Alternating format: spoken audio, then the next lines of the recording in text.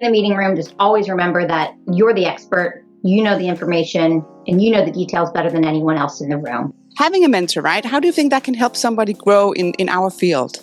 It can also help you to avoid common pitfalls and make better decisions based on lessons that those mentors have learned along the way. Even if you are a mentor or you are a mentee, right? Both of you actually learn from this program. So that's true. Yeah. It's keeping people motivated to understand that the work you put in today is what pays off a year from now. Oh my God, there is it, right? And exactly. I've stopped. Yeah, right? Oh yeah, I'm lighting it up. It's an industry thing. We all get it.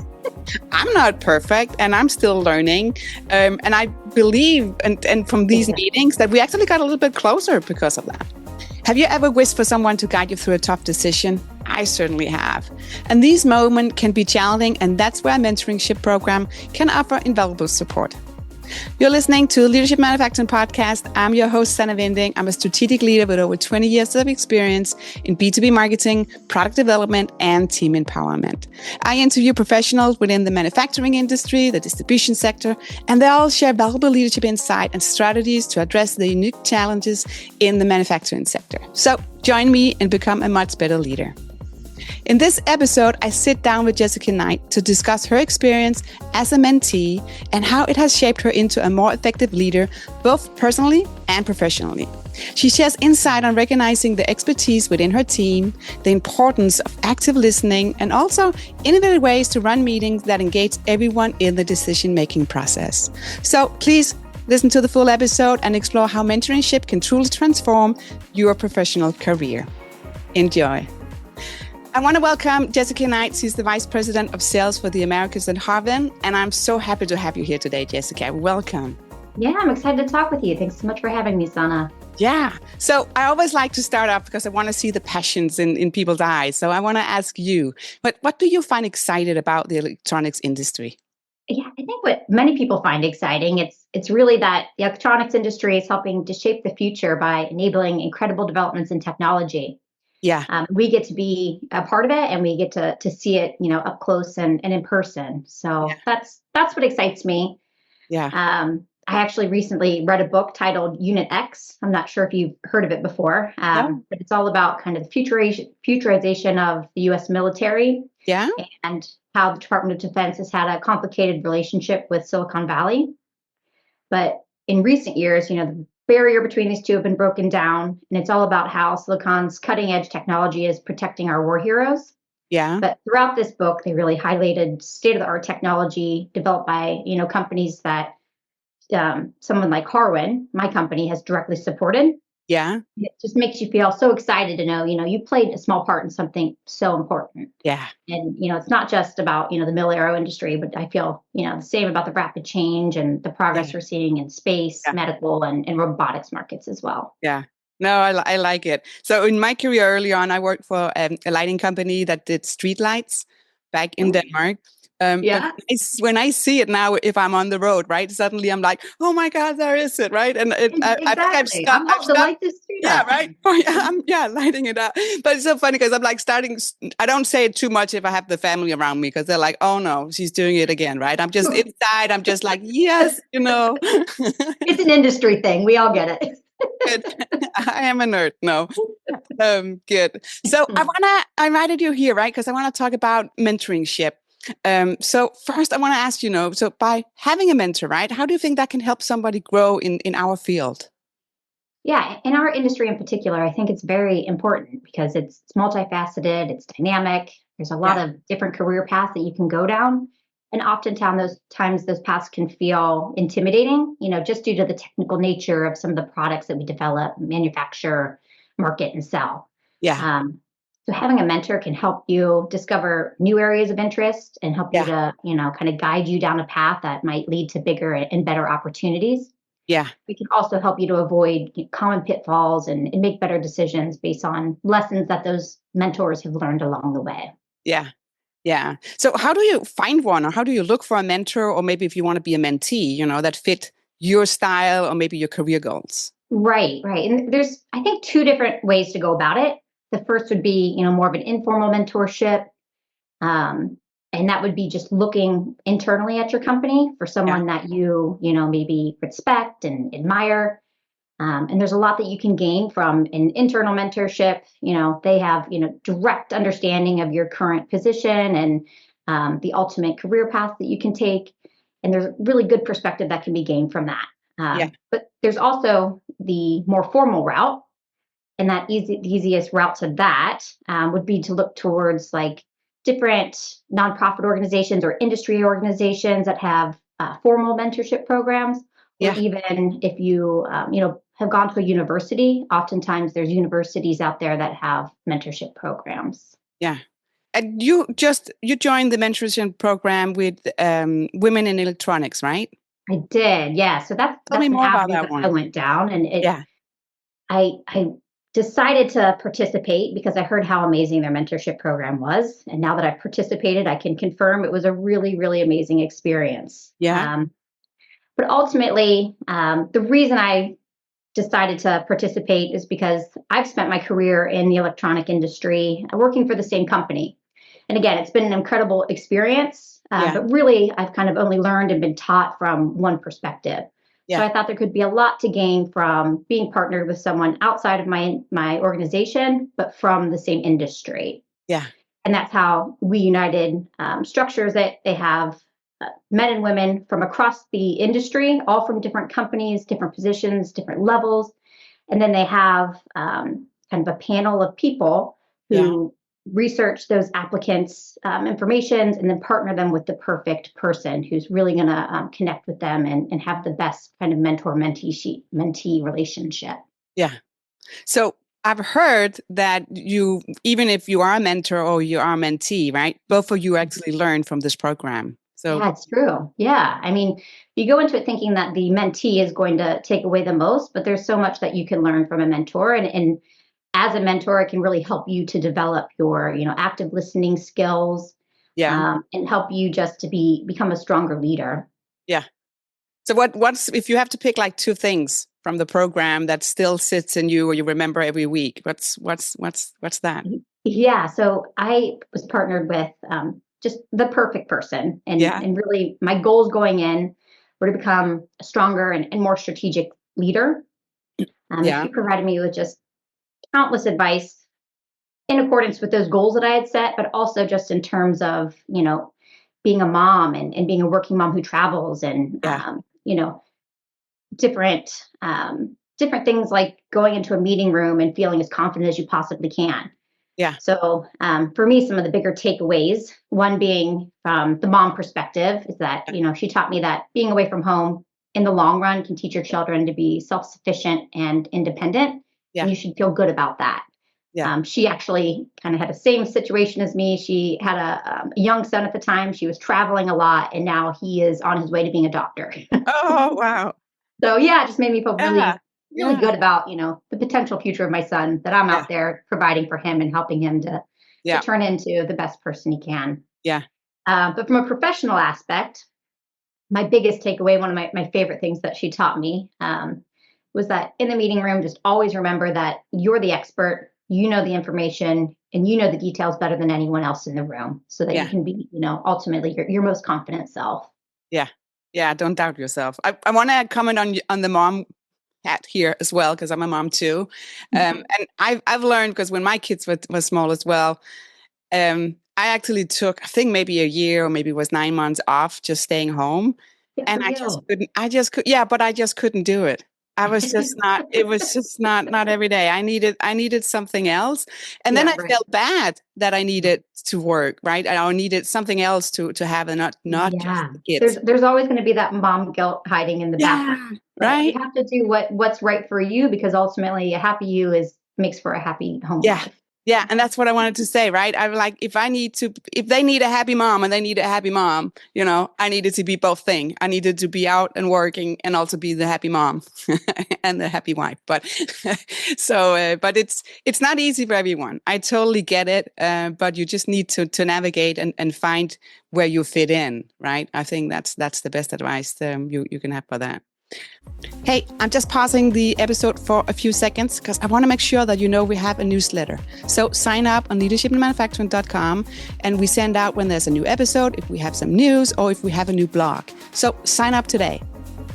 Back to the episode. So being a mentee, how has that changed how you mentor others, or how you actually help your team, right, going forward? What have changed?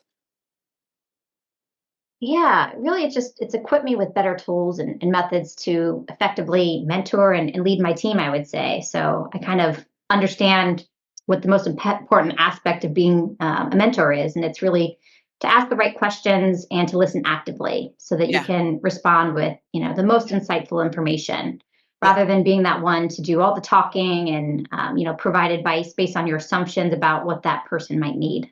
Yeah, I like that, right? Because it's so important to listen, but also to have them be the expert, right? That's why they're on your team. And Right, as a group, you right. want to just become better, right? Exactly. And as a leader, you can just assume and be the one to do all the talking, but it's very, very important to give people the space to be able to contribute and to listen and to learn Yeah, from them, and so yeah. that you can respond accordingly. Yeah. Yeah. So what about how do you motivate your team? So I have a little note here because I have to say, yeah, our 10 seconds, maybe a little bit longer on Instagram today. And I saw a meme, right? Where people were like saying it was popcorn Friday and everybody was like running out getting popcorn, right? And they were like, yay, this is the culture we like. And I'm like, oh my God. So that's Pizza one parties and way. popcorn, huh? Yeah, right. That's one way, or pizza on a Friday, right? No, that's one way to motivate your team, right? Or actually connect. I know it was fun. Yeah, I think But what I do think you that's do? one way. Yeah, one way to reward the team, but Yeah, ultimately to motivate a team to work harder. I think be part of the growth process. So I ask them to share their ideas, provide their input. yeah, I make it feel like a group effort. So really, it's not just me kind of telling them what we're going to do and telling them how we're going to go about it, but I kind of lead them to see my side by making them a part of the process, yeah, so that we're all going to accomplish our goals and hit our KPIs. But it's a group effort rather than kind of a, a leader telling them what needs yeah. to be done. Yeah, I like that. I've done with team meetings sometimes saying, okay, let's have a what did I learn last week? Because the learning is could also be, hey, I did, X amount of steps to get to this result, and I learned that I could do it in 3, or should I just talk to this person? Or do you know that's a good feature in this software that can just create it, right? It's stuff like that. Um, and it was fun when I started. Exactly. Yeah, Yeah. when I started this theme of saying, what did I learn, right? Because then everybody was like looking, and then I was like, let me start, right? And then I was taking the one where it was not a mistake, but just taking something to show that, hey, I'm not perfect and I'm still learning. And I believe, and from these Exactly. meetings, that we actually got a little bit closer because of that. Right, right. And I do. So with every team meeting that we have, I ask the team basically share what difficult questions you were asked this week, Ah, and good any one. difficult situations that you were put Yeah, under. And then yeah, what did you learn from that? And let's brainstorm, how could we have done that differently? Or how would we respond in the future? yeah. That's clever. I'm making a note here. That is, I really like that because we all get these kind of difficult questions, right? And I think sometimes you Right, also need time to reply. And I think it's okay to say that if it's a customer or somebody else, right? Let me get back to you. But sometimes people are like afraid exactly. in that situation, and they just need to say, "Oh, I can't," because then they think I don't know it. But the time to reflect Right. is important. Very much so. Yeah. So I want to touch a little bit about communication because I want to be better of communicating and be more transparent and showing roadmaps and stuff like that. So do you have an advice for how to share transparency within your team?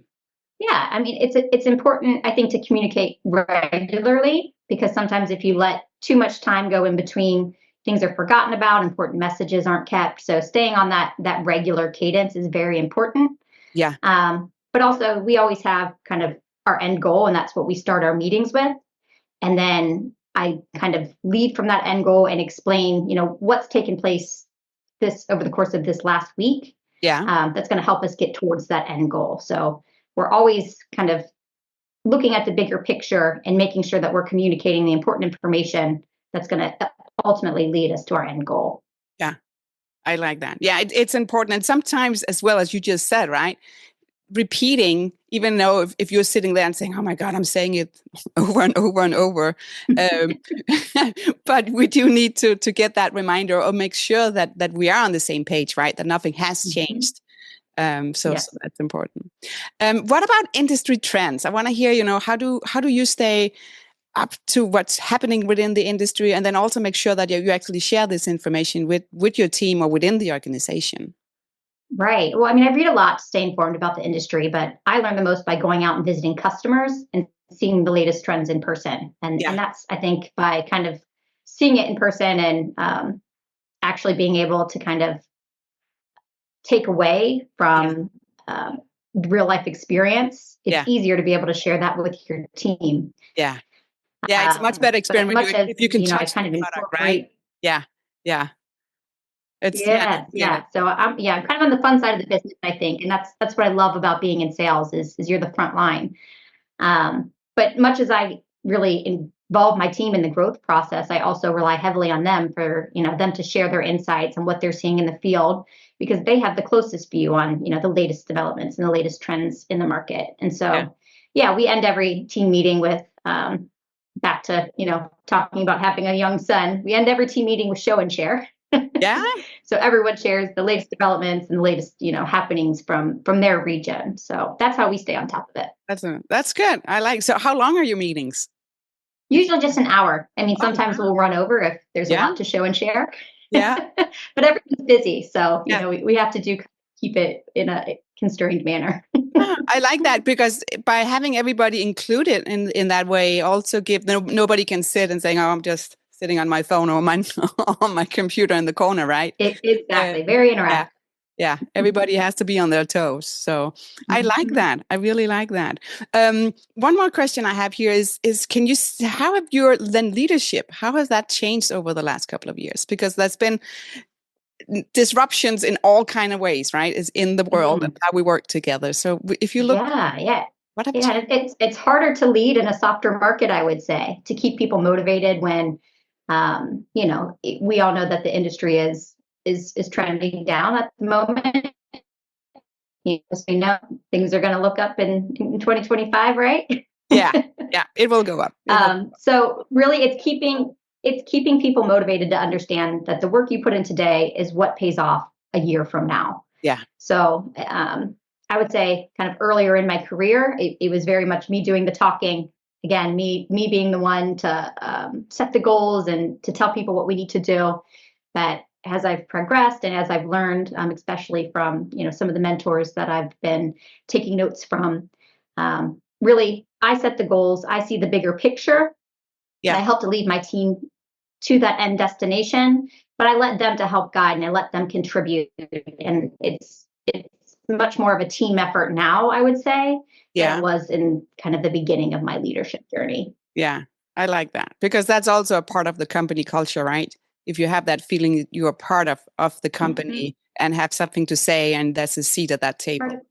So that's amazing. Okay. Exactly. It helps you, feel more connected and feel a part of something bigger. Yeah.